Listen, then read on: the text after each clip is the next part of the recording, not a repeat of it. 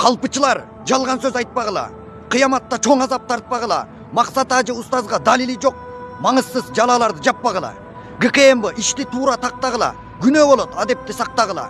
Ушунча жыл элибизге кызмат кылган устазды өз ордунда барктагыла. Жок дегенде үй камакка чыгаргыла, жөн эле сурачыны сурагыла. Мыйзамдын чегинде тергөө кылып, митамданып жаман иш кылбагыла. Түз эле түрмөгө камайт неге? Тобо кылдым устазга бандит беле. Үй камакта сурачыны сурасаңар, уятсыздар бир нерсеңер кемейт беле?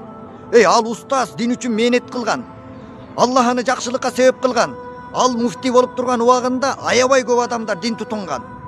Адепке, биримдикке үндөп келген, акыйкатты, чындыкты сүйлөп келген. Дават, илим, тарикат чөйрөлөрү даана устаз бар кезде гүлдөп келген. Уятсыздар бир нерсени каалап жатса, урду келди билгенде кармап жатса, унчукпай мусулмандар отура бер. Устазды урмат кылбай камап жатса.